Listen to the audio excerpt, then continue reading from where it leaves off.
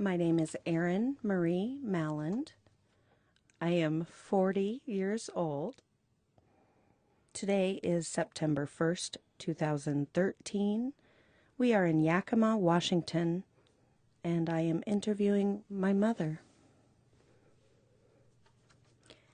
My name is Stephanie Walsh. I'm 62 years old. Today is September 1st, 2013. We are in Yakima, Washington, and I'm answering questions from my daughter, Erin.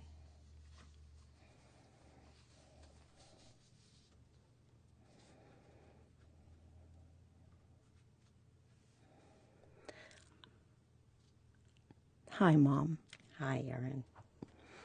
I'd like to talk with you today and share a little bit about our family history in the Yakima Valley. I remember returning to Yakima to live when I was approximately 9 years old. I was about halfway through the fourth grade and began attending the same grade school you had attended when you were growing up, Nob Hill Elementary on 32nd Avenue in Yakima. I went on to attend the same junior high, Wilson Junior High, and Eisenhower High School, just as you did when you were growing up. Tell me about growing up in the Yakima Valley. Well, I always lived here, lived in the same house all my life on 31st Avenue, and I had a wonderful childhood. I remember all the neighbors. I could name names up and down the streets of the people that used to live there. Quite often, many of them were either older, their children were grown, or they had children that were right around the ages of me or my sisters. And we had so much fun growing up in Yakima. We had what I perceived to have a lot more freedom when I was a child growing up, in that we could easily walk around the neighborhood. I remember being about 9 years old, 10 years old, when I first walked to Franklin Pool to go swimming. And after going swimming, I would walk up the steps of the museum and tour through the museum because I just couldn't stand the thought of walking home in the heat. I remember Yakima being really, really hot in the summer, forever hot and dry in the summer. Like it is today. Like it is today. And I remember the winters being extremely cold, lots of snow all winter long. Now, as an adult, I look back and realize that it probably wasn't a whole different than it is today. It's just that snow just seemed to last forever. And I loved it. I loved the winter times. In fact, in our neighborhood, they used to close down both Arlington and 27th. 27th between Tieton Drive and Arlington was barricaded just so kids could go out and go sledding. And Arlington was pretty much the same way. People weren't up, they didn't object to parking on the side streets and walking to their homes just so that the kids would have a safe place to go sledding. It was really great.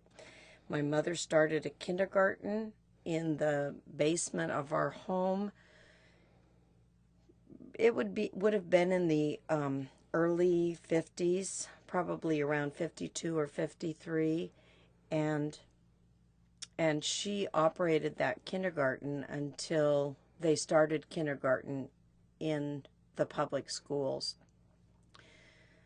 A lot of the children that went to my mom's kindergarten, I ended up spending time with at Nob Hill, Wilson, and Eisenhower. In fact, a lot of my classmates were in my mom's kindergarten, and it was a great time.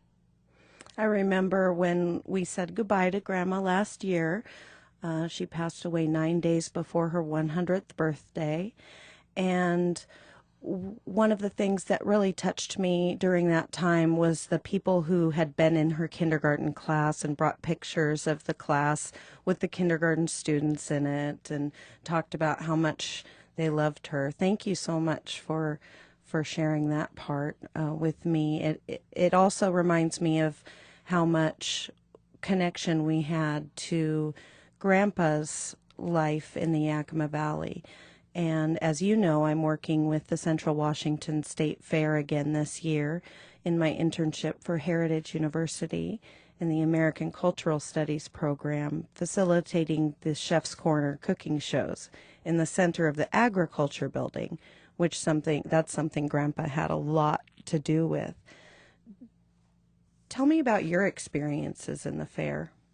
Well, when you bring up my dad, I can't help but think of 4-H because Dad, along with Marion Bennell and Art Reese and a lot of the men and women that were involved in the extension service for Washington State University that were here in Yakima County, they really helped to build up the Central Washington State Fair, and they started the 4-H program and got that going. So all through my childhood, my dad used to sleep down at the fairgrounds. There was a little tiny building kind of by where the milk barn is now, where they show how they use the machinery to milk the cows. And we always were at the fair. I was in Campfire, or Bluebirds, excuse me. I went into Bluebirds, and when I was in Bluebirds, we did things down at the fair during that time. My mother was the leader, and so was my best friend's mother, Isabel Garvey. So we had a great childhood growing up. And then I went into 4-H in cooking and sewing, and always had exhibits showing down at the fair, and spent a lot of time down there. And then when I was in junior high, we went on to horses. And my dad was the livestock agent for the extension service, so he knew a lot of people in the valley. And we used to be able to drive around. He was instrumental in the judging training, and went to Chicago, but we also had something right here in the Yakima Valley. The Mr. and Mrs. Walters, Inez Walters, and Howard Walters were the ones that were significant in getting a lot of the horse shows going in Yakima. And I grew up with this woman. She was an incredible woman as well. Some of the other things about the fair that I remember was that it was all about the agriculture and the exhibits. There was the artwork. Yes, we had the rides and all that kind of stuff, but that wasn't the big part of the fair. The biggest part of the fair were the exhibits and the smells. And the one thing I remember the most about the agriculture building was the granges. And they always had their displays just like they do today. And right in the corner of between some of the grange booths was the ice cream on a stick with, the vanilla ice cream rolled in chocolate, rolled in nuts. And to this day, that's where I get my ice cream on a stick, is at the same booth that has been there for years.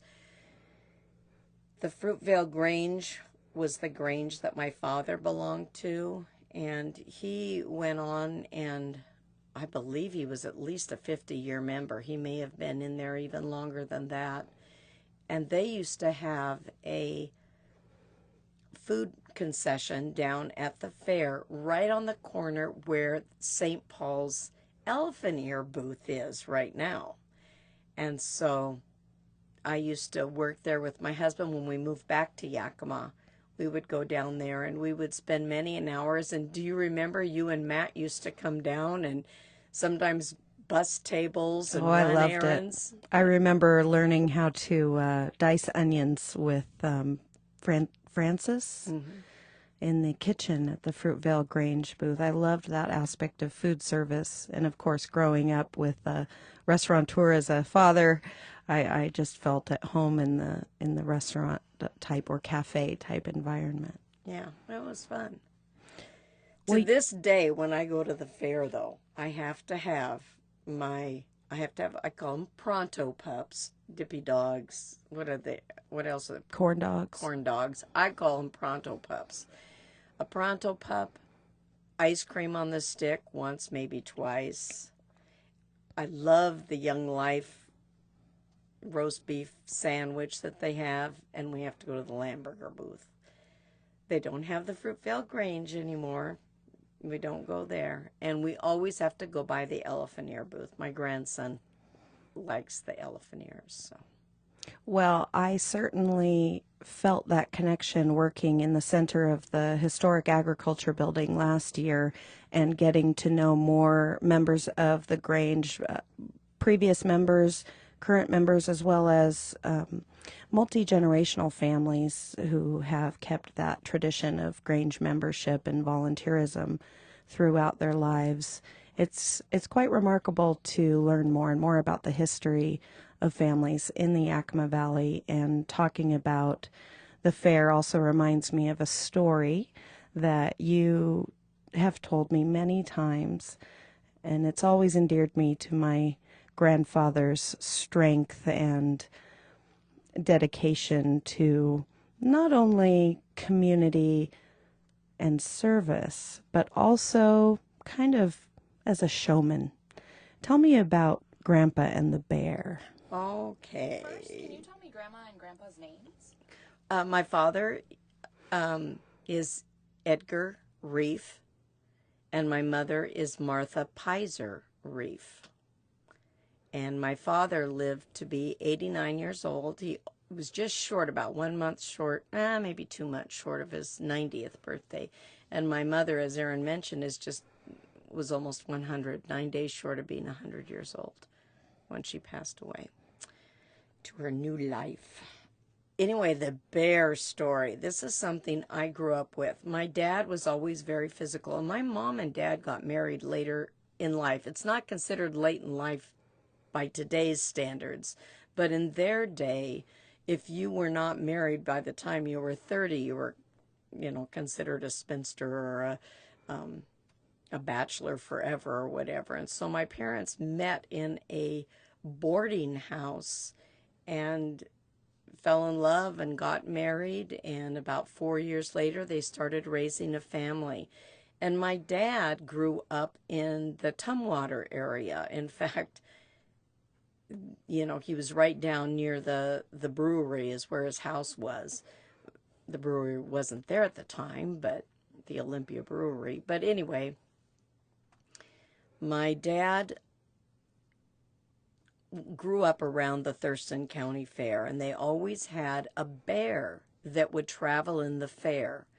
And my dad wrestled the bear. He was very physical, kind of a manly man kind of a guy, and he wrestled this bear 3 times. The bear had paw protectors or from the claws. He was protected from the claws. And he was also had a muzzle on, so there wasn't any danger of my dad being mauled to death or bitten to death or anything. But he wrestled this bear 3 times.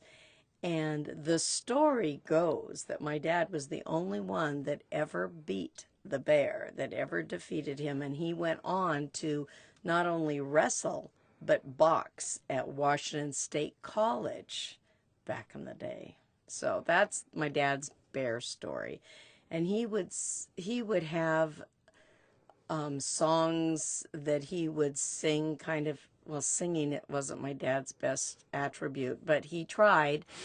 And one was I'm a Jolly Lumberjack, and a lot of the Robert Service type poetry that my dad would recite and go around. Logger lore and cowboy poetry. That's right. That's what I Dad remember used to do. that. I loved that. In fact, I remember sharing that with my campers and teens when I worked for the YMCA. I enjoyed sharing that aspect of Grandpa's life and how much it brought comfort to us and entertainment.